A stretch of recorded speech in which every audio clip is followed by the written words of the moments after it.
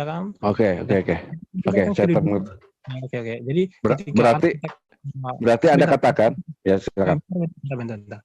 Jadi ketika Anda katakan bahwa ketika Yesus tidak tahu hari kiamat, maka berarti dia sudah menunjukkan bahwa dia bukan Tuhan, ya kan? Ya. Tapi kan kami percaya bahwa itu adalah bentuk kerendahan dirinya ketika datang sebagai seorang hamba atau utusan. Walaupun dia tahu bahwa dia adalah gambar atau rupa Allah, tetapi dia tidak menganggap kesetaraan itu dengan Allah. Udah. Nah, jadi ketika di dunia saja, ketika di dunia. Oke, di dunia saja. Oke. Saya paham maksudnya. Berarti saya buka statement bahwa berarti kalau begitu Yesus sedang bohong, Pak. Enggak bohong. Kan sudah dikatakan. Gimana enggak bohong? Sekarang gimana enggak bohong, Pak? Anda bilang tadi bahwa Yesus itu sedang merendahkan dirinya. Iya. Nah, ya kan merendahkan dirinya sebagai kemanusiaannya. Sebenarnya dia Tuhan kan. Saya bilang Tuhan itu Maha Pengasih, Maha Penyayang dan Maha Mengetahui. Ya kan di awal dan akhir. Dan Anda bilang iya. Kemudian saya bertanya tentang pertanyaan ini. Apakah Yesus ditanya tentang hari kiamat? Hari kiamat dia bilang tidak tahu. Kemudian Bapak bilang dia memang merendahkan diri. Berarti kan sebenarnya dia tahu sebagai ketuhanan itu. Mustahil kalau Tuhan itu tidak tahu tentang hari kiamat, kan begitu. Berarti dia sedang bohong dong berarti di posisi itu. Enggak. Gimana enggak, Pak? Jadi gini, Pak. Jadi jangan keluar dari konteks, Pak. Kalau Kemensen kita mengatakan Markus 13:32 itu berkata demikian, Pak. Kenapa ada pertanyaan demikian? Karena konsep yang Anda bangun itu kacau, Pak. Mas, gitu konsep yang kita bangun, Mas, gini, dengar ya. Kalau memang Yesus datang tidak merendahkan diri selagi seorang hamba atau utusan, maka tujuannya memang datang bukan untuk menyerahkan nyawanya atau untuk melayani manusia. Nah, kalau memang dia datang untuk merendahkan dirinya, ya kan? Tapi kami tahu, orang Kristen semua tahu bahwa dia datang memang untuk merendahkan dirinya agar apa? Iya, sekarang dipersingkat saja, Pak. Dipersingkat saja dalam hal ini. Biar ini. Berarti dia bukan Tuhan begitu.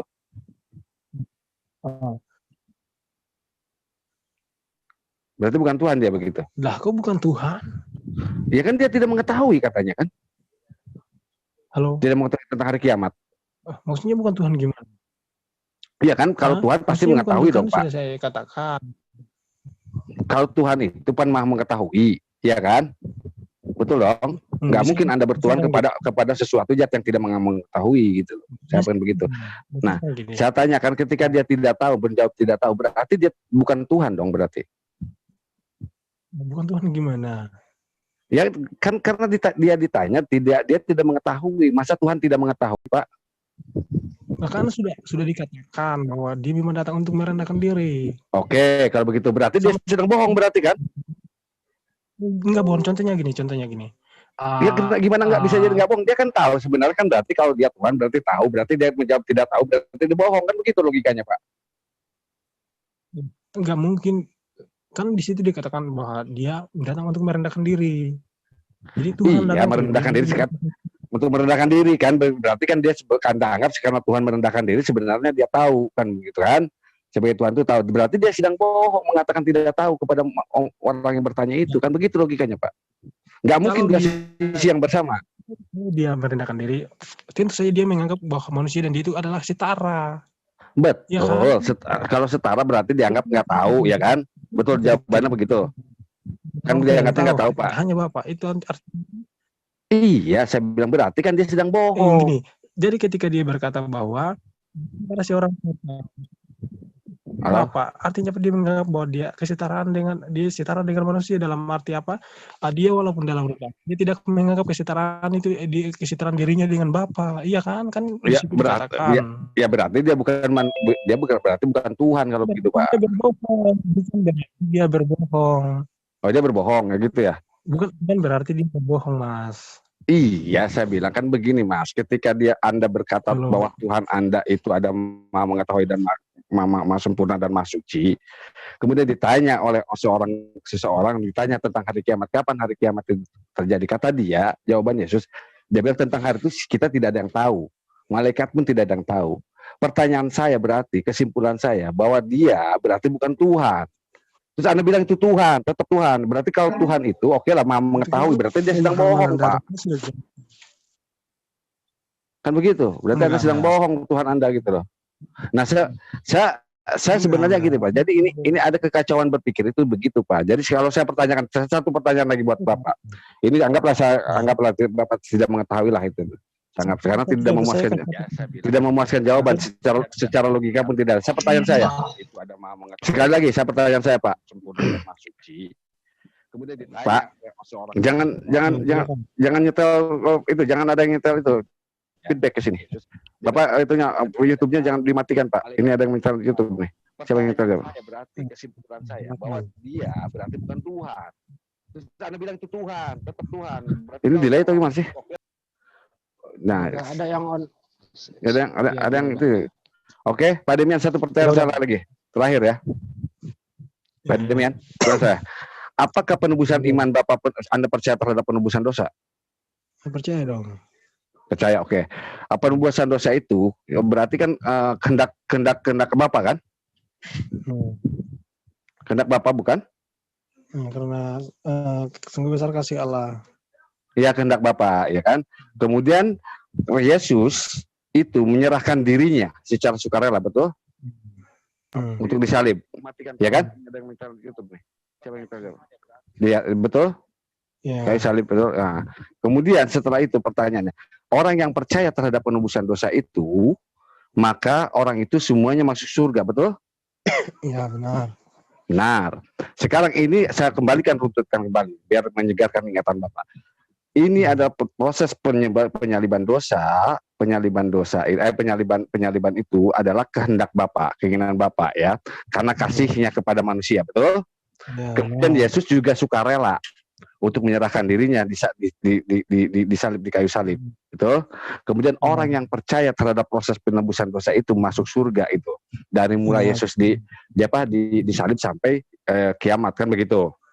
Nah, pertanyaan saya kecil saja. Saya pengen logika Bapak. Saya tidak berbutuh dengan sebuah ayat dan lain-lain karena saya tidak menjelaskan ayat.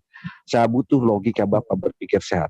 Pertanyaan saya, pelaku penyaliban itu masuk surga atau tidak?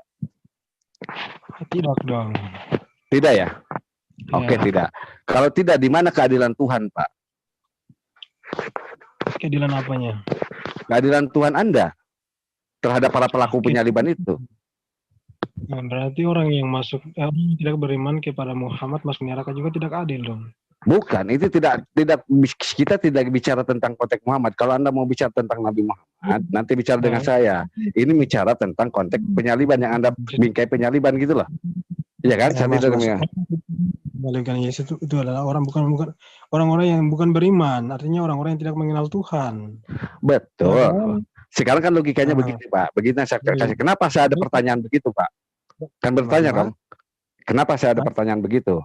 Silakan. Iya kan, saya jelaskan pada Bapak, kenapa ada pertanyaan begitu, iya kan, kenapa saya bertanya itu? Karena konsep yang Anda lakukan itu adalah bertentangan dengan akal sehat, Pak. Pertama adalah, penyaliban itu adalah kehendak Bapak. Kemudian yang kedua adalah, Yesus itu disalibkan, dia menyerahkan dirinya, sukarela. Ketiga, yang mempercayai proses penyaliban itu masuk surga. Kenapa pelakunya masuk neraka? Padahal mestinya pelakunya itu gara-gara dia dari mulai Yesus disalibkan sampai akhir kiamat jutaan orang masuk surga, Pak. Ini happy ending ceritanya. Kenapa ada yang dijalini? Berarti Tuhan Anda tidak maha adil. Kenapa ada kenapa ada proses? Iya, kenapa ada pertanyaan begitu? Saya tanya lagi. Kenapa? Kenapa ada pertanyaan? Kenapa ada pertanyaan begitu? Karena konsep yang Anda lakukan kacau, Pak. Itu yang membuat jadi pertanyaan itu ada. Anda pikirkan secara akal sehat aja dah. Ya sudah, kalau silakan yang lain. Silakan yang lain. Yang mau maju silakan. Saya silakan komen sen aja akal sehat. Kalau saya tambah. Silakan. Mas berpikir sendiri, Mas menjawab sendiri, Mas mengambil kesimpulan sendiri. Jadi, ya silakan. Dia saja yang ngomong, saya tidak ini. Silakan. Oke, terima kasih semuanya. Saya tadi sebabnya janjinya cuma 5 menit kepada kawan-kawan. Jadi Pak Demian itu pemikirannya jangan nanti pikirkan aja. Ya silakan kali lain. Bagaimana silakan. Oke, terima kasih. Jadi yang membantu dalam proses terselamatkannya dunia ini malah masuk neraka. Ini kan sesuatu yang harus dipertanyakan, yang seharusnya kalau nggak ada orang-orang itu, ada tidak diselamatkan loh Pak. Prosesnya itu kan terjadi karena ada yang menyalibkan Pak. Oke, kalau Pak Demian mau bertanya silakan Pak.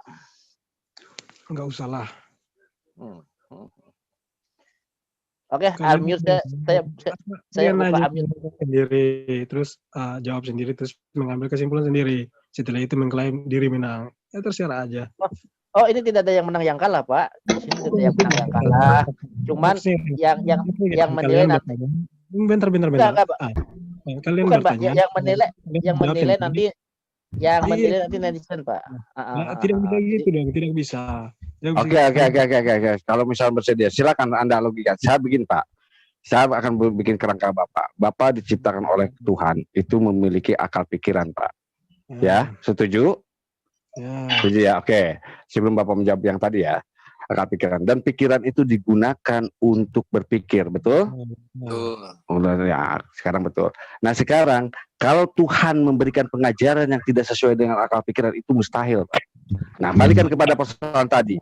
Sekarang tanya kepada keimanan Bapak. Silakan, apa yang dibantah dari situ? Itu menurut Anda yang bertanya, jawab sendiri, mengambil kesimpulan sendiri, ya kan? Ya sekarang saya suruh menjelaskan, Anda silakan, saya bilang. Saya jelaskan dari tadi, saya jelaskan, Anda mengambil kesimpulan sesuai logika Anda juga, ya kan? Untuk ya sekarang jelaskan, saya bilang silakan, saya nunggu. Silakan jelaskan. Dan yang tadi proses penyaliban itu silakan. Gini. Seharusnya kamu harus mendengarkan penjelasan orang yang mempunyai iman itu. Jika dia menjelaskan tidak sesuai, biarkan saja dia.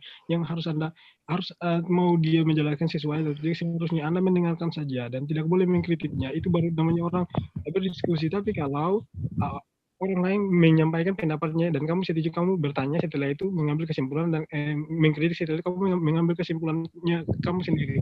Itu orang yang tidak lagi berdebat, tapi kamu sedang mencari kesalahan dia. Ya, lanjutkan Pak. Sekarang saya tunggu jawaban Bapak.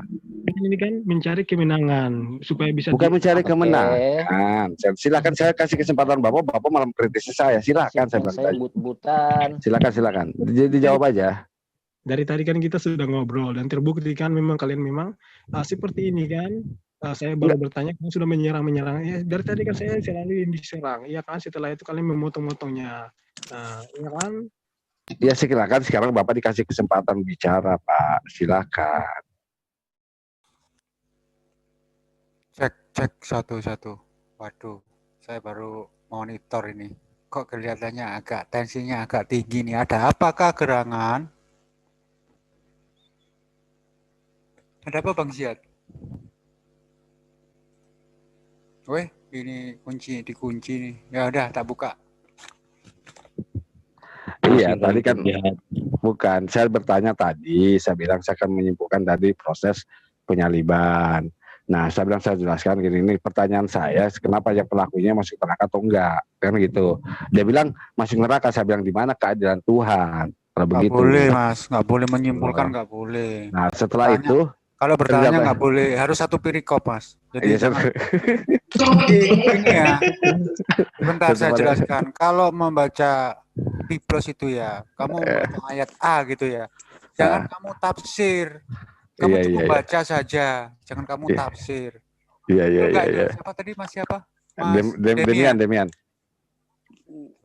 Jadi nggak boleh kamu menafsir terus kamu bertanya terus menafsir tuh nggak bisa.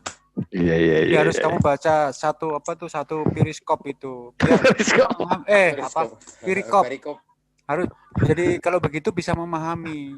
Ini kan cuma bertanya ya, tanpa nggak boleh membuat kesimpulan. Kalau membuat kesimpulan terus namanya mengklaim. Betul nggak itu Mas Demian? Dibuka aja Mas Demian. Moodnya dibuka. Bisa dikumit supaya nggak ribet gitu. Udah saya suruh kok. Hah? Udah saya suruh. Demian masih itu bisa ditutup Bang, sendiri. itu Bang. Masih ditutup nggak bisa. Udah. Masih nggak bisa. Dia bisa, kan udah saya bukain. Halo Demian. Halo. Udah bisa dibuka. Begitu loh. Jadi kalau bertanya ini kan sesi cuma saling memberi keterangan. Jadi teman-teman saya harap kalau membaca sebuah Biblos itu jangan maunya ayat Matius ayat sekian terus kamu baca terus kamu simpulan, nggak bisa. Yang berhak menyimpulkan itu ya dari orang Kristen sendiri. Betul nggak itu Mas Demian? Dan harus satu perikop itu ya. Ingat itu. Betul meskipun nggak masuk akal. Nah kalau itu kan masalah keimanan. iman A sama iman B beda-beda. Betul nggak Mas Demian? Ya, benar. Begitu loh. Jadi kan begini enak. Terus ngomong-ngomong bagaimana ini? Apakah sebuah apa yang Tuhan itu punya sifat segalanya? Iya, iya. Menaksirkan Pak Jul. Sifat sombong. Ini kan aku bertanya. Ini nggak boleh bertanya sudah gitu Pak Jul. ditebak sama Nggak teman-teman. boleh Pak Jul. Ini kan bertanya, aku nggak menyimpulkan loh. Aku mau bertanya. Kalau pertanyaan saya ya sudah saya diam aja. Assalamualaikum warahmatullahi wabarakatuh. Waalaikumsalam. Mungkin Warahmatullahi wabarakatuh. saya minta kesempatan sedikit ini sama Pak Demian, mau bertanya bisa nggak ini? Oh, silakan Pak. Pak Demian masih mau, Pak Demian? Silakan kalau Ya, masih mau kalau saya masih beri kesempatan. mau. Ya, saya akan mundur nih. Saya cuma tadi karena saya butuh waktu 5 menit, saya 5 menit saya harus komit sama teman-teman. Mohon maaf kalau pertanyaan saya kurang berkenan di Pak Demian. Masih bersedia untuk menanggapi kawan-kawan? Ya. Pak Demian, mungkin ini saudara Muslim ini pada pusing semua ini, termasuk saya. Tapi ya insya Allah saya mungkin nanti kalau saya menjelaskan itu, Bapak bisa kritisi lah.